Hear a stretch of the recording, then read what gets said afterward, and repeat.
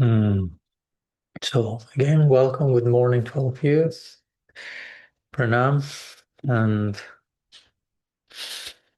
here we are again with our official second day of our retreat, UK retreat, and continuing with our morning contemplation of Shastra, morning contemplation of scripture, revelation, trying to sit with it, trying to allow it to sit with us, open us, talk to us, and engage in mutual reciprocal dialogue and conversation with the divine sound. So yesterday we briefly, just to remind ourselves, we were studying one verse from the Bhagavad-gītā, chapter 10, verse 9, where Krishna spoke about how his devotees responded to the fact that he was the source of everything and that everything emanated from him, and how they adored him by getting together, by sharing their hearts, by focusing their mind, by bringing their presence, by enlightening one another in all the different ways we shared yesterday, by listening, by receiving, by spaciousness, by witnessing, by speaking perpetually about him. And we explore what it means to speak at all times perpetually about him, how that will bring delight, how that will bring inspiration, fulfillment, and at the same time non-fulfillment, that sacred longing for more forever. So that's what we explored yesterday, basically sadhu sangha, the notion of sadhu sangha and what's true sadhu sangha. And we started mentioning how sadhu sangha is the beginning of bhakti, how sadhu sangha is the beginning, middle, end of bhakti, concluding point, if you will, concluding. So today, as a continuation of that, came to me the idea of continuing with satsanga is bhakti, sadhu sangha is bhakti, as we explored yesterday. Today I like to focus on how Bhagavān himself defines some of the main attributes of bhakti in the Bhagavad-gītā. Still, we remain with the Bhagavad-gītā. Why not?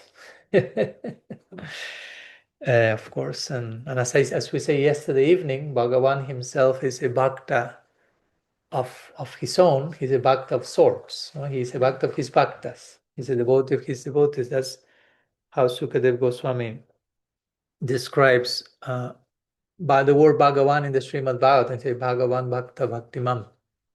Generally, we spoke in the past, remember, with Jamuna, of the 6 opulences of Bhagavān, and Jamuna was complaining, so where's love in all this equation? You remember that, right? Yeah.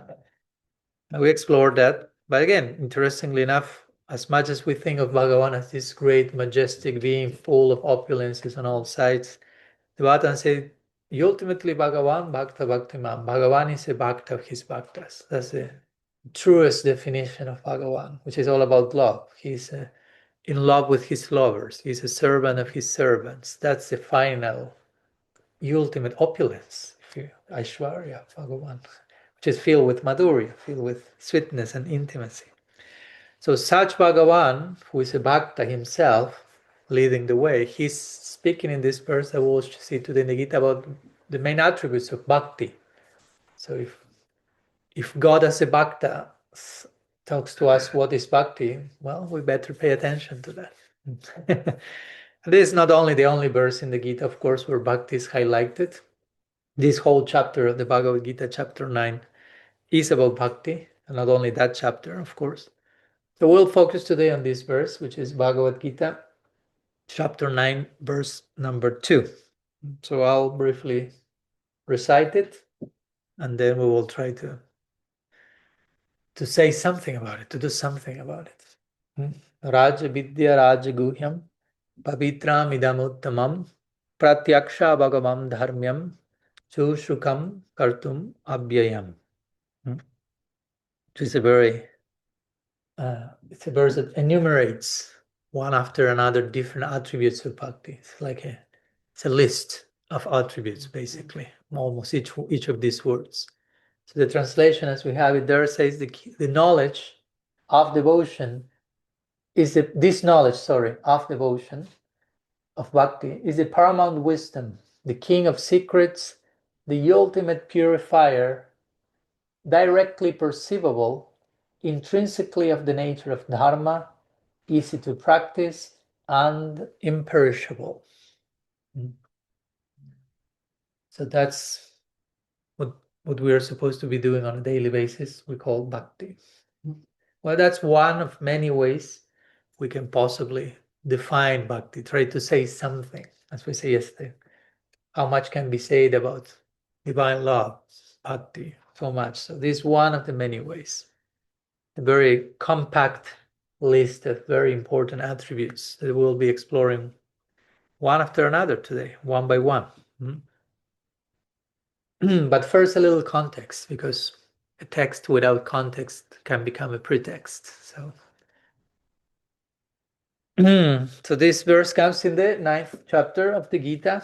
The 9th chapter is arguably the most important chapter of the Bhagavad-gītā, though I don't like to speak about this is most important, this is less important. They are all most important in different ways. But somehow the 9th chapter is just coming, that's right in the middle of the Bhagavad-gītā. Some devotees have given the example of a sandwich. So the most tasty thing is right in the middle.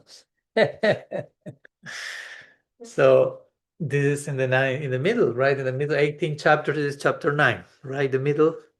Raja-guhyam yoga, that's the name of the chapter. Each chapter of the Gita has a Sanskrit name, all concluding with the word yoga. And the 9th chapter is called Raja-guhyam yoga, in one sense based on this verse, which includes the word Raja-guhyam, which means the king of secrets, or the king of all confidential topics, or like Srila Siddhar Maharaj would like to call the hidden treasure. That's how he actually titled his Bhagavad-gītā translation, the hidden treasure of the sweet absolute. And hidden treasure actually points right to this particular verse. So in itself, that speaks how much this verse, in one sense, is the essence of the Bhagavad-gītā. Many verses we could say this is the essence, is the most important. This is one of those. So Raja-guhyam yoga, the yoga of the king of secrets, or something like that. The yoga of the hidden treasure. That's an interesting way. And I always say the yoga of bhakti. Bhakti is the king of all secrets and treasures. And we will go part by part in a moment. But before that, what comes before? Because this is verse number 2. So the chapter is just starting, but there is one verse before this one, as we yesterday also analyzed what came before the verse we studied. So in the previous verse, Krishna is starting chapter 9, this king of secrets chapter.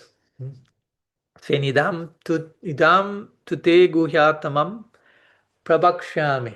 Now he's introducing to Arjuna this idea that I shall disclose to you the most confidential knowledge now. Wow. And the most confidential, really. Imagine disciples sitting with the Guru, and the Guru say, okay, now it's time for me to disclose to you the most confidential knowledge. Brace yourself, right? Fasten your seatbelts 3 times or something. Because again, Krishna has been speaking so far almost half of the Bhagavad-gītā, different topics, different themes. Again, we have to keep in context what has been talked so far from chapter 1 to 8.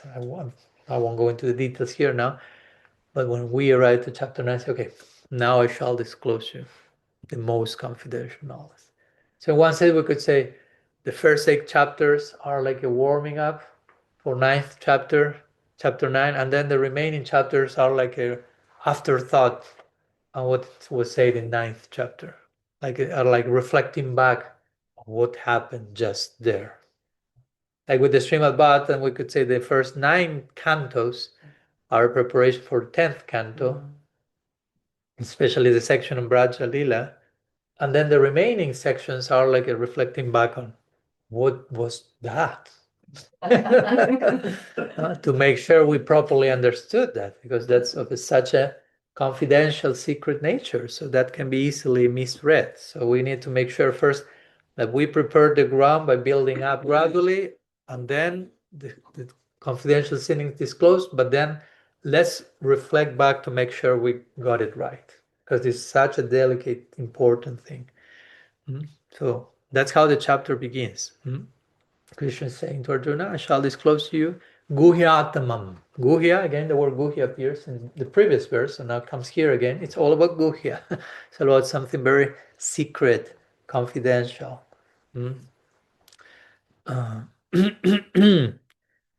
So in these first few verses, the beginning of the chapter, actually, this verse also, and the next one even, Krishna is like praising what will be shared through the rest of the chapter. So Krishna is preparing Arjuna to. This is a way of describing bhakti, but also this is a way of praising bhakti. Oh, bhakti has all these qualities. No? And then the rest of the chapter will unfold. The whole 9th chapter has 34 verses. So the first 3, it's like praising what's about to come, and then it comes.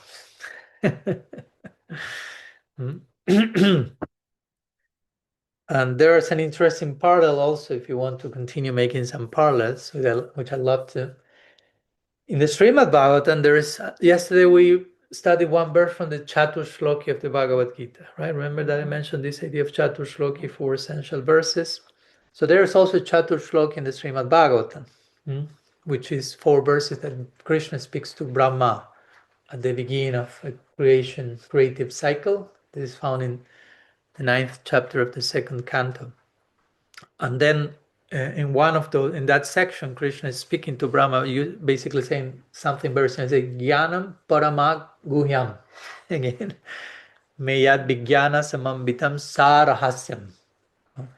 So basically saying, the knowledge about me, and again, knowledge here means, remember the verse starts with rāja-vidyā, knowledge, but he's talking about bhakti. So now we'll start to understand how bhakti is the topmost knowledge. Knowledge is not just information I get in my brain, but love, devotion. So Krishna is telling to Brahma here also, knowledge about me is very confidential. Parama-guhyam is supremely confidential. Bhakti is supremely confidential. So we will see in a minute why.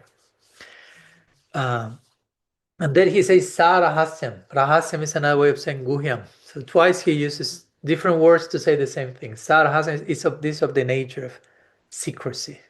And not that we want to be exclusive and this only for us and we won't tell that to anyone. That's not the case. But at the same time, it's something confidential and secret in the sense that it's not ordinary knowledge. So we'll see in a minute. There are many types of knowledge that we may call them ordinary, or we may call them more general, conventional. But as we will see, a particular knowledge by which, as I say before, Bhagavān becomes the bhakta of his bhaktas. That's confidential. What's that thing that makes the Lord of all universes become a slave to his devotees? What's that? That's very confidential. We don't hear that in the daily newspaper or stuff like that. No? By this, God becomes enslaved by love. So that's very confidential, very secret. So anyhow, Krishna speaks to Brahma about that, and that's part of the Chatur Shloki, the essence of the Bhagavatam, this here, the essence of the Gita, so over and over again. This is the essence of the essence.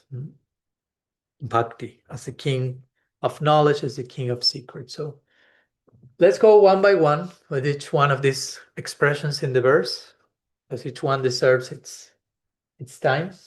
And let's see at which time we finish today. I have my clock tips here just in case. We are in England, so we want to be good British boys, punctual, honoring time. So rāja-vidyā. Let's begin with rāja-vidyā. Raja means king, and vidya means generally knowledge, sometimes translated as also knowledge, science, education. No, sometimes raja is something related to king, so it can be translated as royal. So rāja-vidyā, the royal science, or the king of all knowledge, or the king of all education. And I remember each one of these words is speaking about bhakti. Although the word bhakti is not here. Again, Krishna is now building up. He has not said bhakti yet, but he's saying like, what I will disclose to you is the most confidential, and this most confidential thing is all these things that we'll see today, and this and that, and that's bhakti, right? So he knows how to keep us at the edge of our seats. So bhakti is rāja-vidyā, is the king of all knowledge. In other words, is the most comprehensive knowledge. It's the highest knowledge. Love is the highest knowledge. Love, bhakti, we can translate it in that way. Devotion, loving devotion. I'll keep using the word bhakti. Is the most comprehensive way of knowing anything.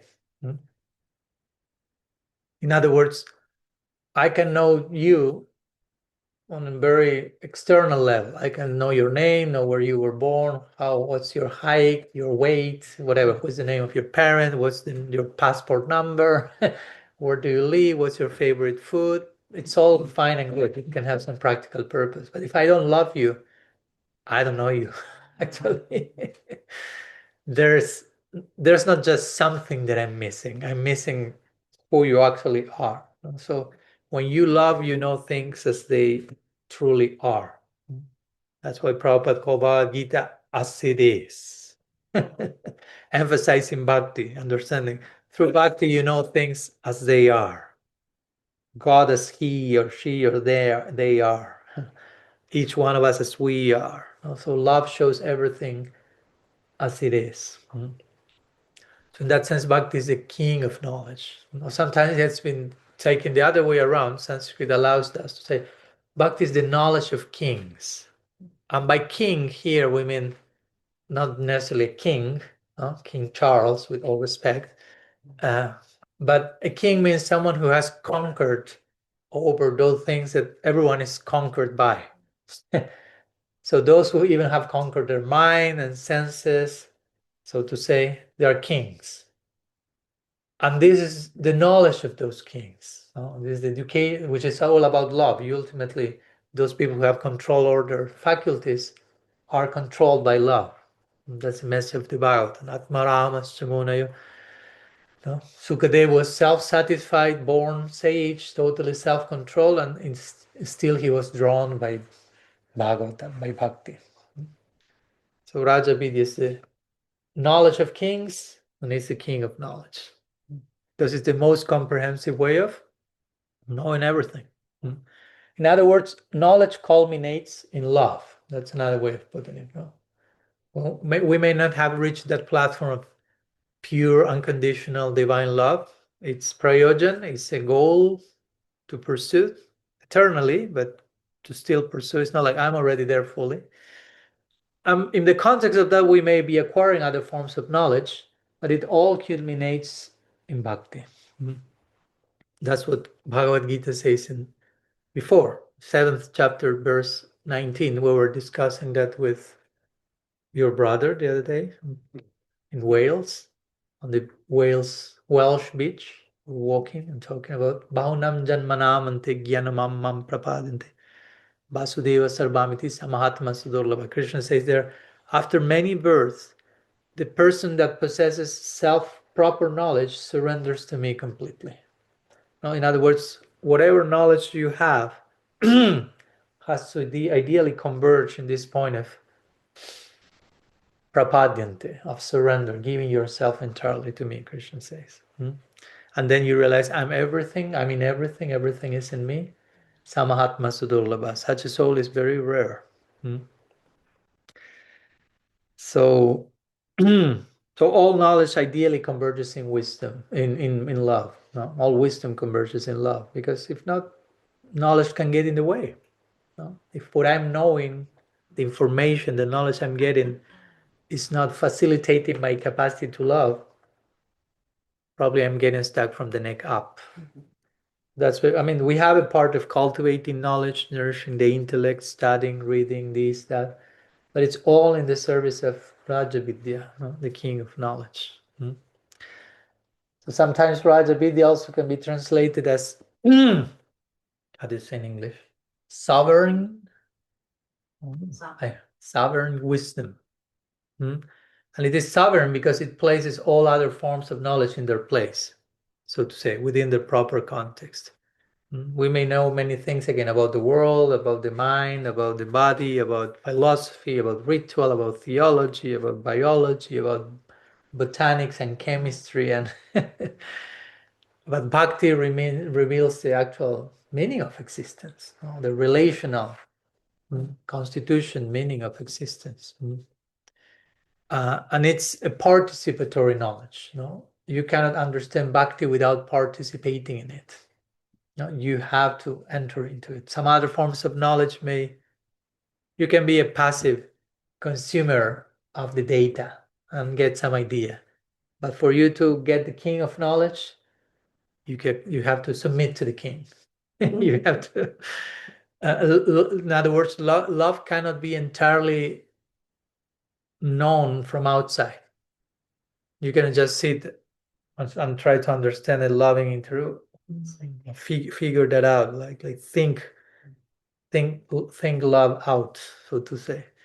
One understands love by participation. So Raja-vidyā, bhakti, king of knowledge, is a participatory phenomenon.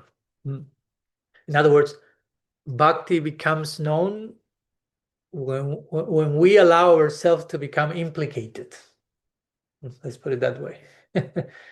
And that's our voluntary choice and participation. I allow myself to become implicated in bhakti. Nobody can do it for you. Nobody can force you to do so.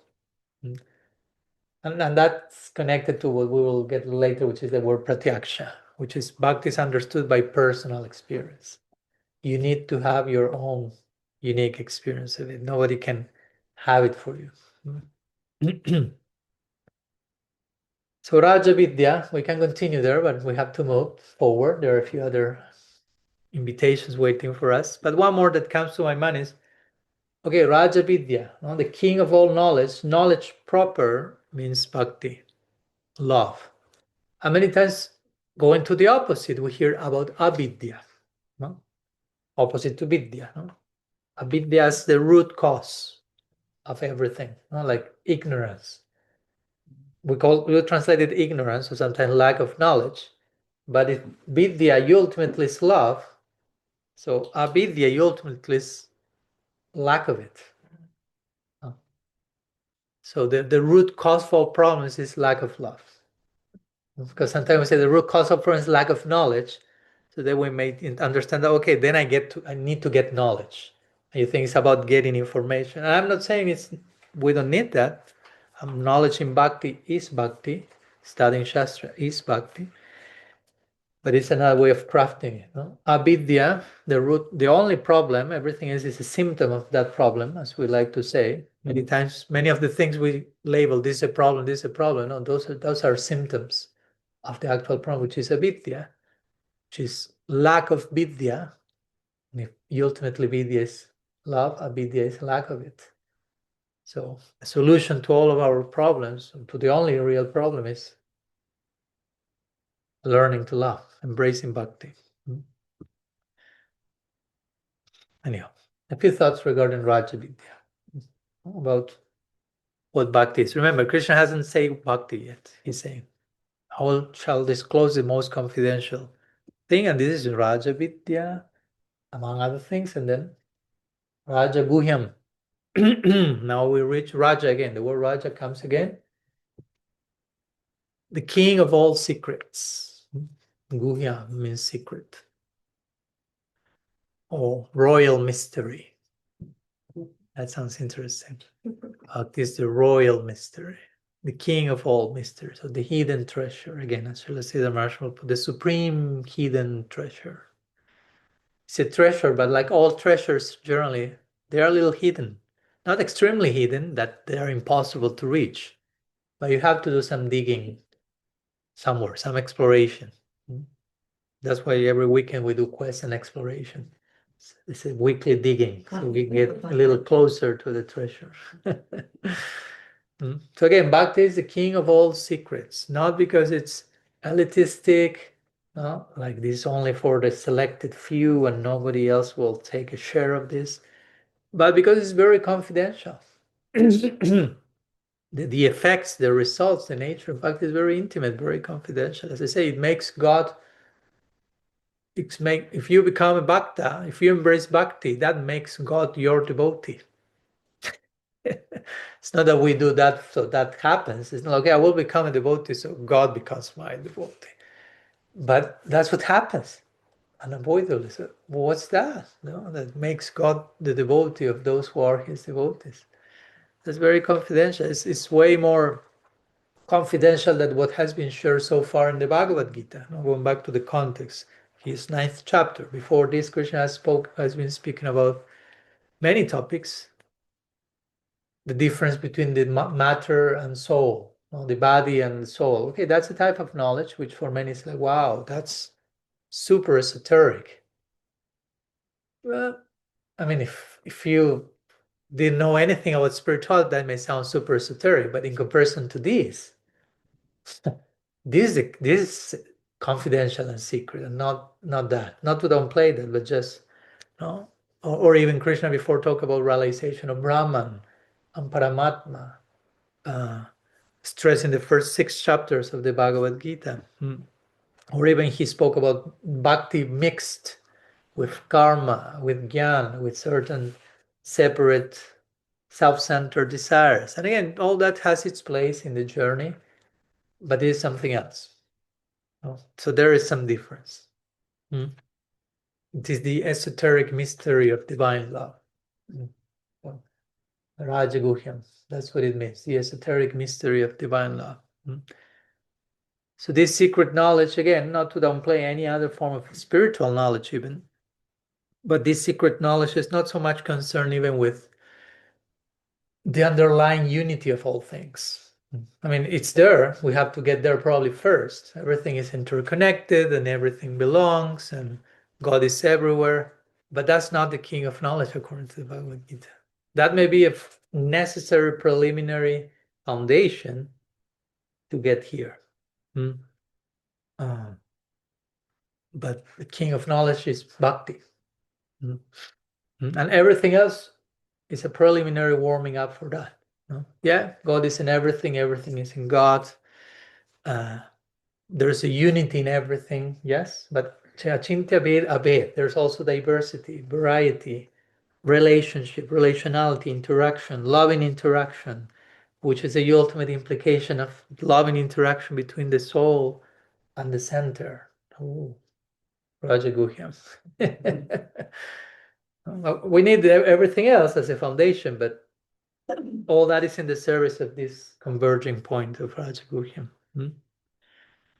So again, bhakti is very confidential because again, it not only reveals the majesty of God, Aishvarya, again, God is the source of everything, present everywhere, omniscient, and this and that. But bhakti also reveals the heart of God. Not only the majesty of God, but the heart of God, the intimacy of God, the love life, the secret love life of God. God has a love life. God has a mother. God has a father. God walks barefoot. God forgets that he's God.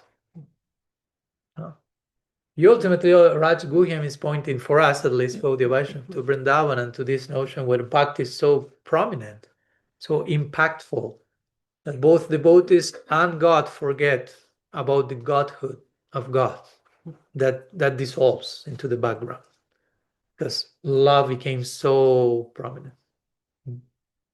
So that's Raja-guhyam. That's very confidential. You don't hear about that even in standard spiritual circles. And again, not to develop any superiority complex or downplay anything, just to say there are levels and degrees of confidentiality. So Raja-guhyam, the heart of God. God desires relationship. As we were talking yesterday, God is so grateful in advance for whatever thing we have not even offered. Not only He's accepting our small offerings of love, He's grateful in advance for whatever we have not yet offered, but in potential can be offered. God becomes conquered by affection. Ajita, Bhagavatam says, Ajita is the name of Krishna, the unconquerable, becomes Jita, becomes conquered. So what's the thing that conquers the unconquerable? He gives himself to his devotee. Okay, we can go to so many verses. Bhagavatam says, Ham bhakta paradino hyasya tantra ivadvija. He says, I'm absolutely under the control of my devotees. Vishnu is speaking in the 9th canto of the Bhagavatam. This is not even Krishna in Vrindavan. This is Vishnu, the same person, but speaking to Durvasa Muni in connection to Ambarishmara. Aham bhakta paradino. I'm under the control of my devotees. He Ashtatantri, but I have no independence. You say, well, you are known as the topmost independent person. Yeah, but in connection to love, I'm captured. I'm taken over. Again, that's Vishnu in Vaikuntha. Now multiply that till you get to Vrindavan. So all that is Raja-guhyam. Very secret, very confident, very beautiful, very, hopefully very humbling, that we say, oh, how I happen to be in connection to such a treasure, hidden treasure, such a secret. And you may try to do some calculation. What did I do to deserve that till the calculator machine explodes? And you realize this was grace. This was a gift. So again, the king of all knowledge is not so much, okay, there is something called God. God exists. Again, for some that may be like, wow. But the king of knowledge is God desires intimacy with each one of us. No, he's longing for that. The loving search for the lost servants. Will say, he's desiring intimate connection. That's confidential. That's intimate. And of course, we could add, connected to what we shared yesterday, that as we mentioned also, like this has love. This love has bhakti has this dual nature. It gives fulfillment, but it creates some sacred discontent, because there's always room for more love, this longing. So that adds depth to the mystery of bhakti. And probably one can say, okay, that's also why bhakti is considered the king of all secrets, because it's paradoxical. It's not easy to understand. No? It gives you full, complete satisfaction, and at the same time creates sacred longing. So, no? It cannot be understood with a binary mind. You have to understand it with a paradoxical mind. If not, you cannot enter into the realm of love. In love, all opposites are integrated, coexist in peace. There is full satisfaction and full dissatisfaction. There's suffering and there's joy, all in love. And love can contain and receive. Bhakti can host all of what seems contradictory to us here. It's irreconcilable. Irreconcilable. In bhakti, it finds its perfect place. So in that sense, it's a mystery for those who have not yet entered into that paradoxical way of conceiving things like. But the gopis that love Krishna seem to be suffering so miserably. I don't want that. No. That suffering is filled with joy. Raja-guhyam.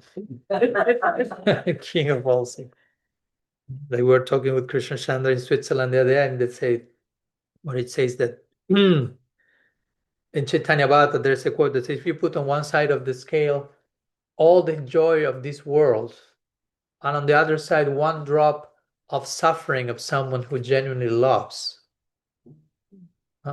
and you want to measure both. On one side, all the happiness and joy, and then one drop of pain in love, that side weighs more than the other one. In other words, in terms of happiness and genuine bliss, this apparent suffering and misery is more joyful than all the joy, material joy put together. Raja-guhyam. Let's move forward to the next one. Pavitram. Pavitram means purifier. Bhakti is the ultimate purifier.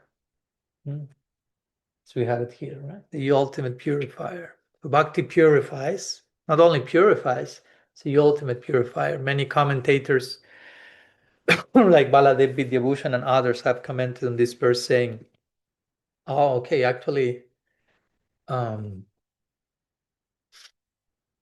quoting I think it's Padma Purana, if I'm not mistaken, this verse that speaks about different forms of karma, and says different practice can help to uproot karma to different degrees, but prarabdha karma, which is the karma that is already manifest in the form of the body or whatever, other practices cannot uproot that, but bhakti can even uproot that prarabdha karma, which means if my body is a result of prarabdha karma is karma become manifest, how does it uproot it? It doesn't mean that it kills my body, okay, uprooted. But it spiritualizes and purifies. The whole body becomes like soaked in with bhakti, samskars. So the whole body becomes bhaktified. The whole body becomes bhaktified. Transfused, as we say yesterday. I received a deep bhakti blood transfusion. So in that sense, bhakti is the ultimate purifier. It uproots all forms of karma in all its stages. That should give us lots of hope and faith. All obstacles can be clearly cleansed by bhakti. And that's a very secondary effect of bhakti again. It's not about just purifying from karma, but just in case Krishna mentions that. And that's why it's described many parts. If we align with bhakti properly, that can clean us from so much so quickly. You know, this famous verse, Omma pavitru pavitru va sarvava samgato piba jasmarat pundari kaksham sabahya vyantara suchihi. So it says, apavitro, whether you are pure or impure, in whatever condition of life you're in, just smare pundarikaksha. If you remember Pundarikaksha, he of the all lotus eye, which is, if you remember Krishna, tabyahya vyantara suchihi, you become cleansed, clean, purified, internally and externally. So that's a very interesting verse. Whether you are pure or impure in whatever condition life you're in, just by remember Krishna once, internally, externally, you're purified. That's the power of bhakti. Remembering Krishna is bhakti, smara. Many times the problem is that we don't have faith in those statements. I think that's an exaggeration. Again, right? One moment of sadhu sangha, half a syllable of holy name, just remembering Krishna once, totally pure. Come on. It doesn't take. It's not that easy. We'll get there in a moment. Susukham, which means easy to practice. But we have to develop proper faith in that. So pavitram means that. Bhakti is so powerful. It's Krishna's own internal energy, Swarup Shaktis. And as we speak about bhakti, it can purify us, definitely. That's a very minimum secondary things that bhakti does. And just by the way, there's a bathroom there. Some of them are going to the restroom. There's one here also if someone wants to go, just for you to know. And again, pavitram, the ultimate purifier, is not to be reduced just to moral cleansing. Again, bhakti transforms our conduct. Bhakti transforms our intentionality, the way we approach life. It purifies the intention through which we approach God. In the beginning, we may start our bhakti practice, as Krishna acknowledged that, and it's okay. You worship God because you want relief from suffering, you want whatever, security, you want belonging, you want even recognition, you want mystical experience, you want, you name it. Brainstorming, relief, yeah. Inner peace, you want liberation, you want certainty, you want money, you want to get married, you want a nice car, God give me that blessing. Yeah, so many things. So bhakti as pavitram, as the ultimate purifier, receives us from where we are, again, no matter our condition, and starts to work with our project gradually, purifying that. So we can purify the intentionality of our approach. So it becomes more and more pavitram, more and more selfless, more and more pure. But bhakti starts to purify us. That's an important, but bhakti receives it from where we are. As I say before, Oma pavitro pavitro va. Cleansed or uncleansed, doesn't matter. Come. No? Krishna says in the Bhagavatam, akama sarvo kama va moksha kama daradi. Whether you have no desires at all, whether you have all the desires in the world, whether you have only one desire, mukti, it doesn't matter, you just come. No? With whatever baggage you are carrying, just come. No? So it meets us where we are. And it's an important point made by the word pavitram, because the point is, you don't need to become pure first to practice bhakti. Because sometimes I've seen that like preposterous idea in devotional circles. Like you have to become perfectly morally pure so you can practice bhakti before you dare to approach bhakti. But you had the math backwards there. No, you have to approach bhakti so you become pure. Pavitram. So we approach bhakti so that bhakti may purify us. It's not like first I have to purify myself of all this and then I can practice bhakti. It's the other way around. First I have to become super renounced and then I practice bhakti. No, you practice bhakti and then whatever renunciation you need to embrace comes as a byproduct of bhakti. No? Bhakti first. Bhakti purifies our desire, whatever desire we need to purify. Not by destroying desire. Again, we are not desire destroyers here, but by revealing what's the deepest object of all desires. The sweet absolute. Again, bhakti is positively oriented. So bhakti is again the ultimate purifier because it's so pure itself. That's why the Bhagavatān said, ahaitukīya pratihata. Bhakti in its essence means giving our heart without ulterior motive, without separate agenda. Apratihata is not obstructed by material circumstance, true bhakti. So if we contact that reality that is so pure, we start to become pure ourselves. We tend to purify our intentionality gradually. It's a daily carving of purifying intentionality. That's what we do every single day of our lives. Okay, today, how can I refine my intentionality a little bit more? I'm making it more favorable, more aligned, more pleasurable for the object of our affection. Okay, let's continue.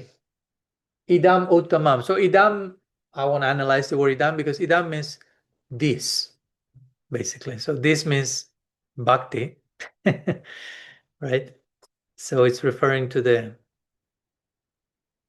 king. This king, as it says here, this knowledge of devotion, that this king of this thing that we are talking about, that still Krishna is not fully revealing.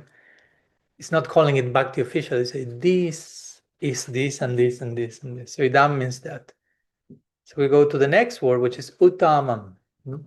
So uttamam means technically something that is utterly, even in English you say utterly beyond tama. Tamas means ignorance. So uttam means way beyond tamas, way beyond ignorance, which means something very high, very elevated, supreme. Many times uttam is translated as supreme, of the highest type.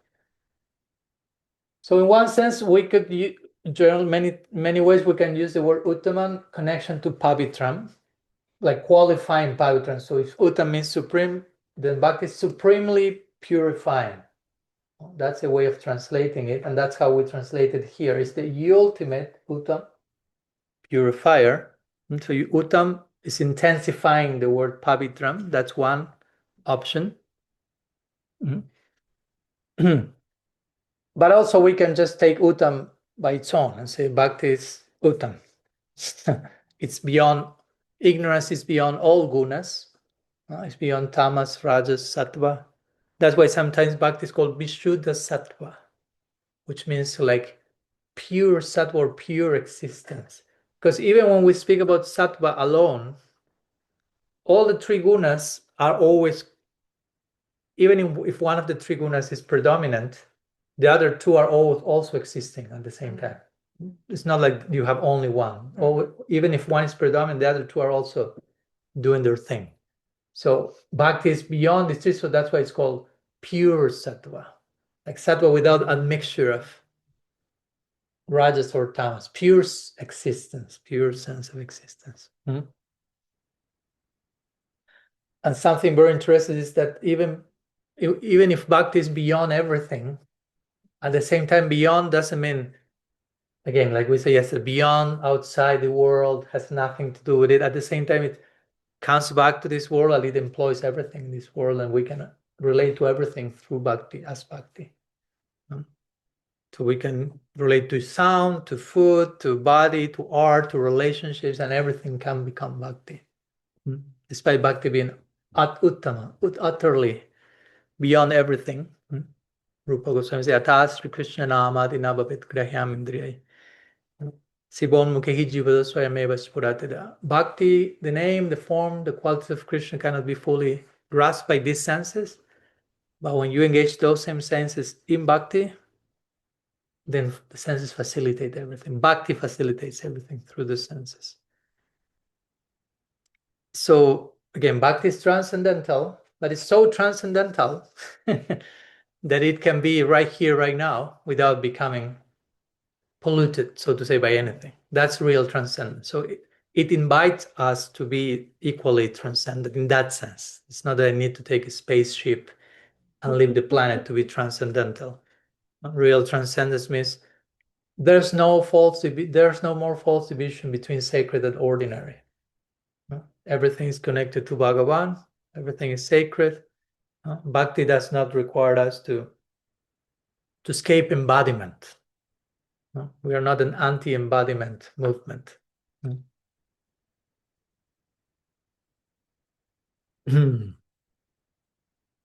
So bhakti is taking what already belongs to our human life, to our human experience, and it's restoring it in relationship with Bhagavān, basically. It's taking whatever is part of our lives and just trying to reorient, realign that with Bhagavān.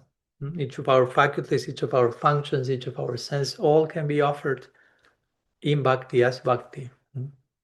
Bhakti is not saying just stop seeing, stop listening, stop eating, stop relating, stop speaking, stop. No. Continue doing everything you're doing. Like Prabhupada will say, but add Krishna. That was his way of saying, like Krishna is the number one. And everything else is like a zero. If you don't have the one first, all the zeros amount to zero. But I have 3 million zeros. Still zero. Sorry. But if you happen to put the one first, then all those zeros suddenly acquire value. That's a very simple but genius analogy. Immediately everything is shown in the zero is shown in its proper light, with the one putting all the zeros in context, so to say. So again, bhakti as uttam or pavitram uttam, if we want to combine the two, the supreme purifier. Bhakti is not purifying us supremely, but removing us from the world. It purifies the ways we inhabit the world. That's the way. That's how bhakti is the ultimate purifying the way we are inhabiting, the intentionality of our presence. And of course, uttam can also point to bhakti, to the conception of uttam bhakti, as Rupa Goswami describes that, but I don't have time to go there now. Probably we'll spend one morning with one verse that Rupa Goswami gave us, which is another beautiful definition of bhakti, where he speaks about uttam bhakti, or the ideal, highest possible conception of bhakti. Because also bhakti is transcendental, but we can approach bhakti from a non-transcendental place. And that's why the Bhagavatam, for example, will speak about tamasic bhakti, rajasic bhakti, sattvic bhakti. It's not that bhakti becomes tamasic. It's that we are approaching bhakti with our tamasic disposition. And we are filtering the experience of bhakti through our tamas, through our rajas. And in the third canto, that's being spoken, not condemned, just to say, okay, that's some form of bhakti, but that's not what we may call pure bhakti or uttam bhakti. So Rupa Goswami gives a very beautiful definition of that is, I think, important for us to know. Probably tomorrow, probably some of these days we'll be exploring that, because it's a beautiful complement to verses like this, which describe bhakti. Okay, second half of the verse. Pratyakṣāvagamam. We take all that together. Pratyakṣāvagamam. We translated that as is directly perceivable, or in other words, bhakti can be perceived by personal experience. Can be understood by personal experience. Pratyaksha. Avagamam means perceived. So pratyaksha means personal experience, which is an important conception here. Bhakti has to be directly apprehended. Again, I can learn from so many people, and we try to do that every day, as we were talking yesterday, enlightening one another, receiving so much input from outside of ourselves. But at the end of the day, we need to have our own personal experience. That's what defines who we are. That's what it's irreducible and undeniable to prove that I exist. I'm having a conscious experience now. So bhakti has to be known through experience, personally realized. It's not enough like, oh, but my guru has all this such beautiful realization. What about you? No. It's great that your guru has that, but you have to imbibe that so you can have them yourself in your own unique way.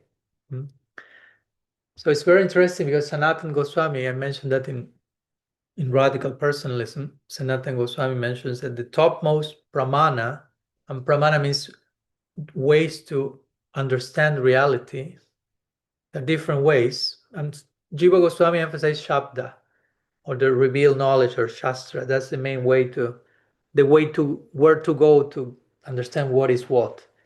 Sanatana Goswami says praman, pratyaksha, personal experience, which sounds in conflict, but there's no conflict actually. Because when Jiva Goswami says the main way to understand reality is through Shastra, okay, you go to Shastra, what's Shastra? He would say Bhagavatam mainly. What's Bhagavatam? That's Vyasadev's pratyaksha. That's Vyasadev's personal experience in Samadhi. So you are going to someone else's personal experience, and then you are expected to take that and have your own personal experience.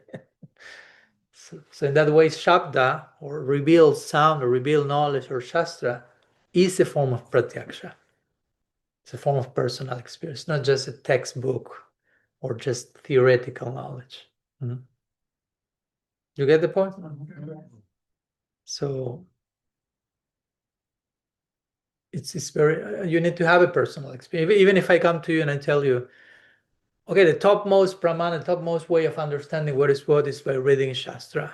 Well, let's say I come on day one to a retreat like this. I have no clue about any of that. And you tell me, this is the thing. And I will ask you, how you know? And probably some people will say, because they are saying that. Hopefully that's not your answer, but many times like, because everyone else is saying that. And then the question will be, how do you know that what everyone else is saying is true? Hopefully you don't say, because someone else said to them that that's infinite regress. So hopefully at one point you reach a point where it's like, because someone had an experience that was undeniably true and too deep and too undeniable. And on that foundation, they say that, but hopefully, again, it all goes back, it all converges, boils down to personal experience. That's my point. Even if I tell you Bhagavatam is the topmost thing, I don't know. Unless I have my own experience of that, that's just a working model. Just like idea that I can entertain, but if I don't have a personal experience, I start to become a blind follower. If I just accept a belief. And that's the difference between faith and belief. Faith is the trust that comes from personal experience, from pratyaksha. That's shraddha. Belief is belief. I lack experience, but I accept what they say because I don't want to fit in a social circle. I don't want to be rejected. I want to belong. But I don't have experience. I don't have a clue if that's true or not. But I subscribe to the dogma. No? And it's interesting because some people think of to practice a religion is, okay, this is the list of dogmas that you have to check the boxes in. You believe all those things, okay, then you are a Gaudiya, then you are a Christian. And no. Again, as we said before, it's by participation. It's not by subscription to belief systems. So that's why Krishna makes this very non-sectarian claim here. Bhakti is pratyakṣāvagamam. It can be understood through personal experience. In other words, don't let others bully you with dogma and belief, and you have to accept that. You don't even know why. And you cannot ask any questions, you just submit to the official doctrine and you are saved. Krishna saying, pratyakṣāvagamam, dharmyam. And that's how it happens. If there is no personal experience, there is no possibility of genuinely accepting that.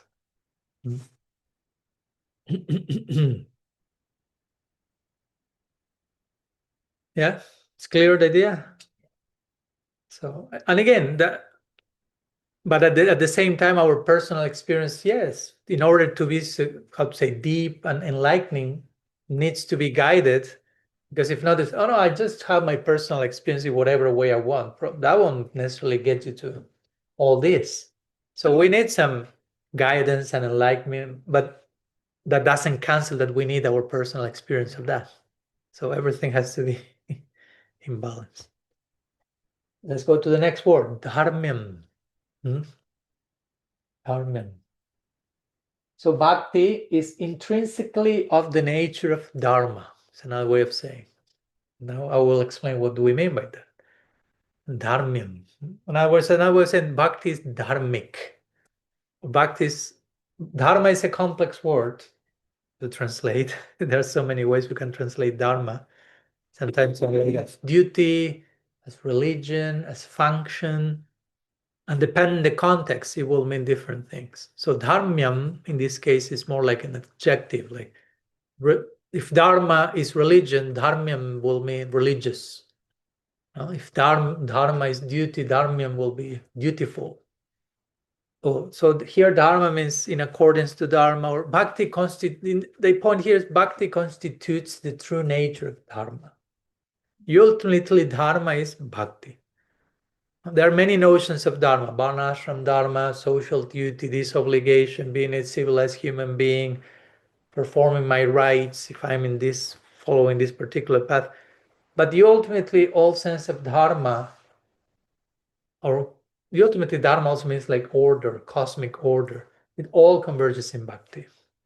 Bhakti is the final dharma, prema dharma, the function. Bhaktivinoda Thakur will speak about jaiva dharma, the function of the soul, the ultimate potential of each being. In other words, bhakti is not like an arbitrary religious requirement imposed upon the self. It's not like a Prabhupada will say, it's not a superficial imposition. It's not like something that has nothing to do with me, but it corresponds with the deepest truth of what the self is. And by this, I'm not implying, at least from my side, that bhakti is inherent. I'm just saying that the deepest truth of who we are is that who we are is all that we can be in potential, and our highest version in our potentialities in terms of bhakti.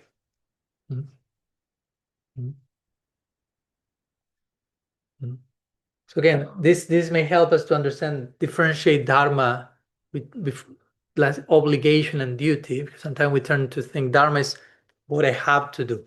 Something that I'm told to do. This is your dharma, do it. But bhakti is the highest potential of the soul. It's not like an obligation, it's not something imposed. It's the most natural embrace of my highest possibilities.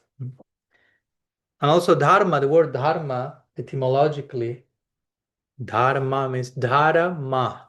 Dhara means that which sustains, dhara, and ma means me. So that which sustains me. So ultimately that which sustains us is God's love toward us to begin with. We are unconditionally loved by Krishna. That's what's sustaining everything. Everything is being sustained first by the unconditional love of the sweet absolute. And then what follows is the natural response to that.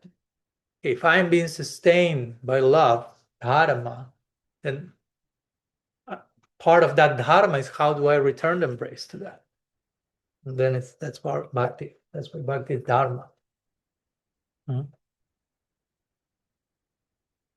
So again, bhakti is not so much a duty performed by the soul. Dharma is the soul becoming itself in relationship. The soul becoming all that it can be in loving relationality. And the Bhagavatam describes bhakti is the highest dharma. It says, Savai pumsam paro dharmo yato bhakti radakshaya hai tukiya pratihata jayatma suprasidati. That's a great verse. Maybe we'll go to that these days also. Bhagavatam says, bhakti is para dharma, the highest dharma.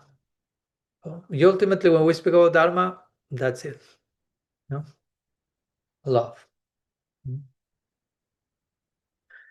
So a few thoughts on dharmyam.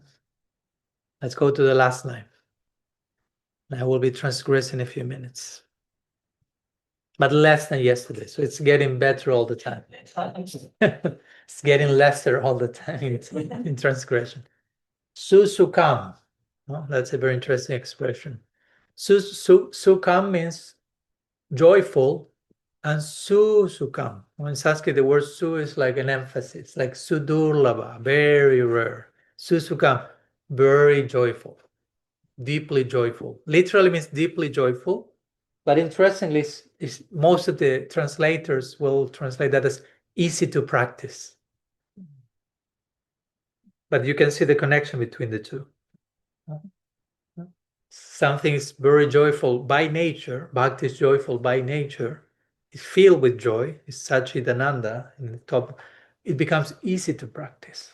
If I connect the joyful part of bhakti, which doesn't mean that there's a non-joyful part to bhakti, if I connect bhakti for what it is and in the joy that it is, then it becomes easy to practice. And when I find bhakti horrible to practice, that means I'm contacting something else in the name of bhakti. No? Or my own stuffing is getting in the way of the joy of bhakti. But it's not bhakti's fault. Bhakti Devi, why you are not so joyful today? You woke up a little grumpy today.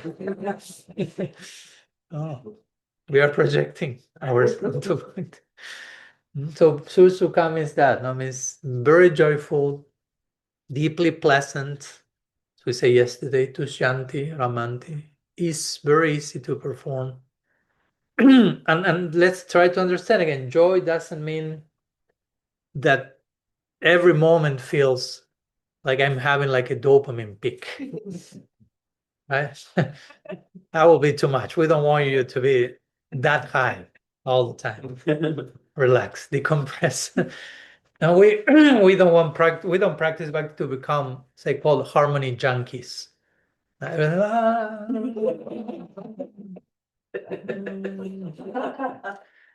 It means that the activity is intrinsically meaningful. It's filled with meaning and purpose, and from that I derive joy. Even in the midst of complexity and difficulty and pain and sadness, it doesn't mean that we are just joyful now. There is no place for pain, there's no place for suffering, there's no pain for all these other emotions, just joy. That's very monochromatic.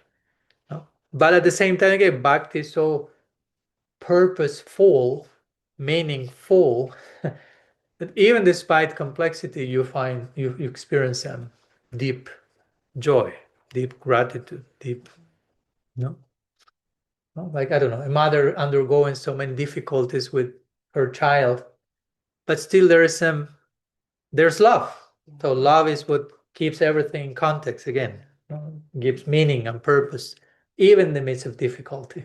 So similarly, some chapters of our devotional journey can be complex, bewildering, demanding, filled with crisis, and at the same time remain deeply joyful.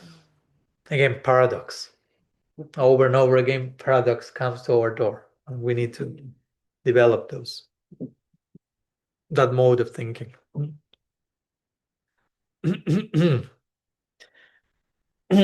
Also, something interesting that we can connect is that bhakti is joyful and easy to practice because, as we say many times, bhakti is the practice, but bhakti is the fruit. So in one sense, we are already doing what we want to do forever. So that in itself should bring joy. Because every other practice, the practice is endured, if you will, for the sake of a later reward. So that may become a little bit like, okay, I have to do this stuff that actually I don't want to get what I really want. And that's how most people live their lives, even here, without practicing spiritual life. No? Okay, during the week, I have to work on something I hate. So during the weekend, I can do something I think I like, which also is not so beneficial, probably. And many people who pursue spiritual life do maybe similar thing. Okay, I have to endure this tapasya, this penance, and this deprivation to obtain what I actually want. So that does make the practice so joyful. You're like, okay, I'm dealing with this, so I get the actual joyful thing. But practice is different. The means and the end are the same substance. Right? Both are bhakti. Bhaktya sanjataya bhaktya. The destination is secretly present within the journey.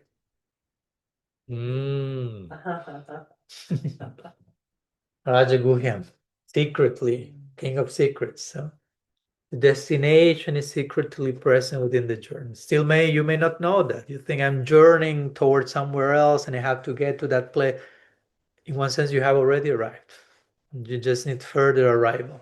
But the journey. Okay.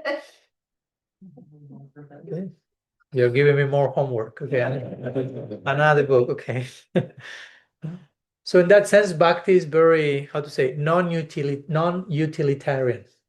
It's not that I'm doing this, I'm doing bhakti to get this other thing. Bhakti is for its own sake. Like I always quote Srila Prabhupada when they ask, why you chant Hare Krishna? And say, so we can chant more Hare Krishna. Not to do something apart from it. So it's non-utilitarian, it's a spontaneous, it's joyous activity. Susukham. And one last thing regarding susukham, we could say, because Krishna is speaking this, he's saying Bhakti is very joyful. And in one side, we could say he's saying that to us, but we could say Bhakti is very joyful for him, because he's a Bhakta. Remember, he's a devotee of his devotees, Bhagavan Bhakta Bhaktiman. So Bhagavan feels so much joy by receiving the bhakti of his bhaktas, but him trying to return the embrace with such gratitude as we were exploring yesterday. I have one brief word from Ramanujacharya in his commentary to this verse, in this connection. He says that he's paraphrasing Krishna. Krishna said that although I give myself entirely to my devotees, I still feel that even then it appears to me that I have done nothing for them. So again, that's the paradox in Krishna's heart. He's been so joyful to receive the heart of his devotees. He's so joyful to feel I have the chance to give my heart back, but then comes the paradox. In the midst of that joy, I feel I still have not done nothing for them. Because as we said yesterday, I feel I'm receiving so much more. It's so disproportionate, the grace that's come from my devotees to me, than what I can offer back. That's the noble heart of the sweet absolute. It's very humble, very grateful. Someone who feels eternally indebted. Again, that's why it's the king of all secrets. What's the thing that makes God feel eternally indebted to you? It's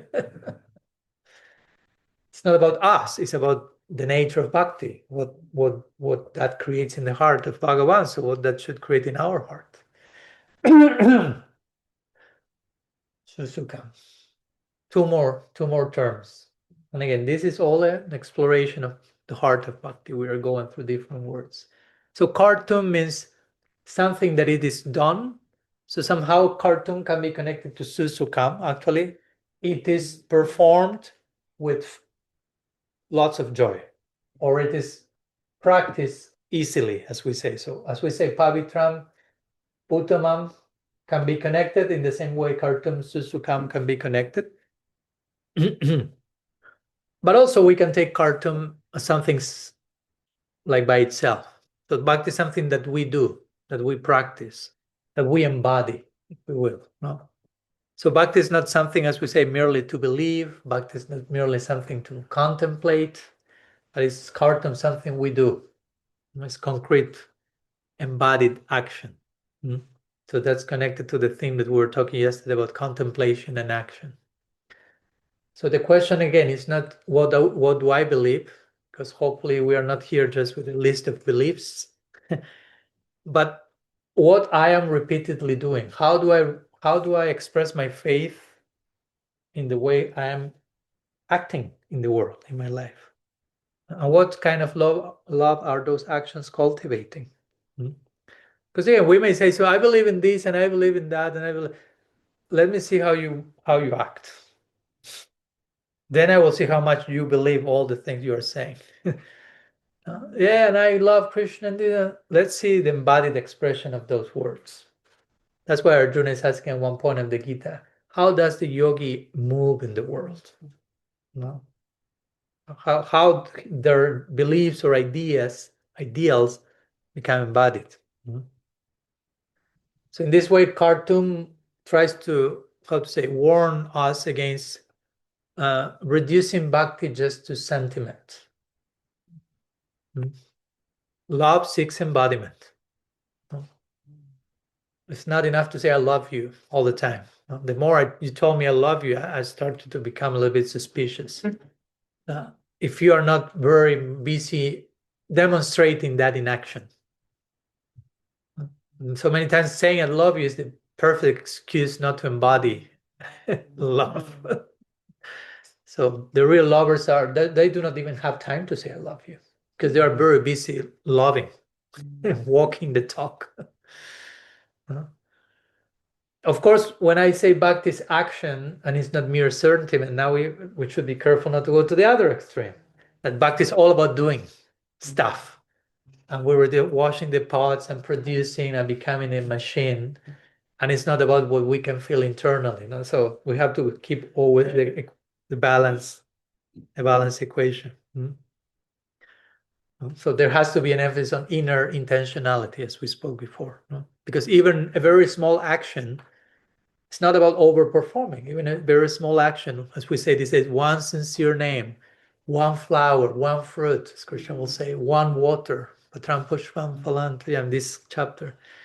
One act of service is enough to capture the heart of the sweet absolute. So there is action, there is kartum. It can be very simple if it's filled with deep intentionality. So both have to be in place. Yeah. Like Therese of Lisieux in Christianity, the little way. And she will emphasize that doing very small actions with very big, deep intentionality. So you can be picking a flower for the love of God. Yeah, you can be peeling potatoes for the love of God. Externally, it's kartum, it's an action. It's not like I'm opening this very big project with millions of people.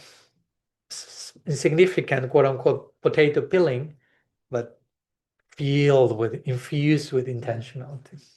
So then we balance action and intentionality. Okay, let's go to the last word, avyayam, which is translated here as imperishable. Bhakti is imperishable. Bhakti is another word to translate avyayam is inexhaustible. No? Inexhaustible. It cannot be exhausted. Undiminished. All these words that indicate avyayam. So it's interesting because before Krishna said, bhakti is easily performed, right? Happily performed. And at the same time, it is imperishable. That's an interesting concept because most things that we easily perform, they do not produce imperishable results, right? But this is not the case with bhakti. Bhakti is easily performed if properly understood, and it produces, the result is permanent, in other words. There's nothing lost. Most other achievements are lost in this world. We may attain name, fame, I did that and I did this, but then you leave your body, a few generations, nobody remembers you. With all respect, not you, I mean, who we are, but that bhakti is not sharing that temporary structure, so to say. What is offered within an eternal relationship is not lost when external circumstances may change. It remains. That means what avyayam means. Nothing sincerely offered in love is wasted, ever. Again, we should cultivate deep faith in this, have an experience and have this faith. If I offer something sincerely in love, that is never wasted. There are so many verses in the scripture about this, as we quote the Neha-bikramana-susti. Whatever little effort in bhakti is never lost, it's not diminished, it protects you from the greatest danger. Name bhakta pranashati, my devotee never perishes. So much reassurance Krishna is giving about this point of avyayam. Bhakti is imperishable. Bhakti in itself and the fruits of bhakti. It's indestructible. Indestructible. Baladev Vidyabhushan comments, bhakti is indestructible also because it exists after liberation also. Again, it's not something that I do here to get somewhere else. Another way of speaking about that. But it continues after moksha, after mukti. Pibata bhagavatam rasam malayam. Third verse of the Srimad Bhagavatam says, drink this rasa, this juice of the Bhagavatam, even after mukti. And so this is a post-liberated affair we are in. So bhakti continues after liberation. Devotional activity is not something to be discarded. It's not a bridge that we cross and then we burn. Thank you so much, but I've reached what I want to reach. I don't need you anymore. This is another reason why it says, we say bhakti is non-utilitarian, because a tool is discarded once it has fulfilled its purpose. Oh, I need to use a hammer to, whatever, hit the nail. Okay, I did it. Thank you, hammer. Right? That's it. Whenever I need you again, I'll use you. But so far, I don't need you anymore. But bhakti is not a tool we use for something else. Not even for liberation. Because we are not practicing bhakti for liberation. Bhakti is beyond liberation.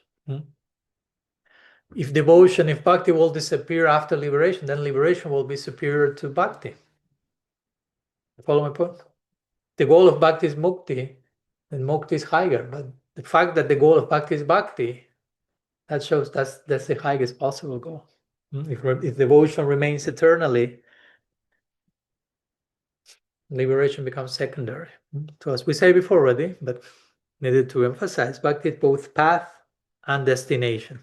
Bhakti is both practice and perfection. Sadhana and sadhya or siddhi. Bhakti is both hunger and nourishment, as we say. Nourishes, it creates its own hunger. So a few words on avyayam, and just to conclude, before going to our exercise, just a short synthesis, briefly going quickly to each one of them, to show how this verse is challenging several misunderstandings we may have of bhakti and spiritual life. Because remember, part of this series is for us to heal from misunderstandings, to get renewed perspective, to understand, okay, this is what bhakti actually is. So again, bhakti is not going back word by word. Bhakti is not sentimental ignorance. Bhakti is rāja-vidyā. Bhakti is the king of all knowledge. Bhakti is not a mainstream product for careless consumption. Bhakti is rāja-guhyam, the king of all secrets, something to be delicately handled. Bhakti is not something that demands that we first become pure. It's pavitram idam uttamam. It's the ultimate purifier itself. It's not that first become pure. No, come to bhakti.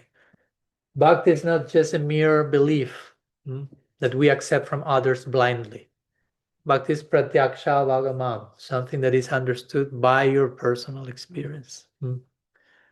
Bhakti is not something foreign to our deepest nature and therefore something imposed. Bhakti is dharmyam, the ultimate function and potential of the soul. What else? Bhakti is not something that is, as I say, meant to be endured only for a future different result. Bhakti is susukham kartum, something that can be engaged with happily because I'm already doing what I want to do forever. And again, bhakti, in complement to that, is not something that I discard once perfection is reached.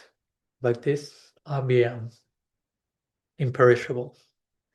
So from that way, we can see how each one of these words is trying to correct any potential misunderstandings we can have of bhakti by sharing what bhakti actually is. Okay, a few morning contemplations in this beautiful verse, Bhagavad-gītā 9:2. And we will conclude with some exercise to try to make all this more embodied, more relational, sharing in groups. So I will mention the prompt for the exercise, and later I will also be sharing with you. We will be sharing in our WhatsApp group the writing prompt for later, which I would think in today at least, and a few other days maybe we'll include from our 2 hours of 4 to 6 of silence, 1.5 hours of silence, and the last half an hour we'll get together into the same groups I will select now in the morning for some sharing. And we will be sharing the WhatsApp group what will be that sharing about. Okay? But today's sharing now, we'll do again this in groups of, let me count. Okay, groups of 3, and we have one extra, so we'll be doing one in 2 groups of 2. And I will mention now the groups in a moment. So as usual, each one will have there will be, let me see. Okay, so each person will speak for 2 minutes in each prompt. So, okay. So we have 2 minutes, 6. Okay.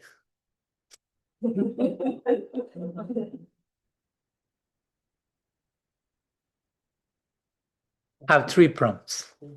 So if it's 6 minutes, it probably will be 20 minutes, and it's 9:15. Yes? Yeah. You forgive me? She's pretty much wrote it down. Okay. So there will be 2 minutes each. I will be marking as usual. 3 prompts. I will mention them and I will remind them again when it comes to time. First one is, where does bhakti feel most alive in me right now? Where does bhakti feel most alive in me right now? That will be the first prompt, and as usual, each one speaks for 2 minutes and the rest bear witness and listen and receive. The second one is, where do I still approach bhakti as something that should give me something? Where do I still approach bhakti as something that should give me something? That's the second prompt.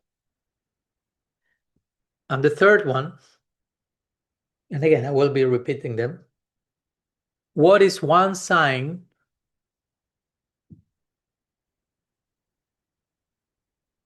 that bhakti is already changing the way I live, see, or love? What is one sign that bhakti is already changing the way I live, see, or love? Okay? So I'll stop the recording here. And we'll share the groups. Shri Bhakti Devi ki jai, Bhagavad-gītā ki jai, Srimad Mahaprabhu ki jai, Gaur Premanand Hari Bol.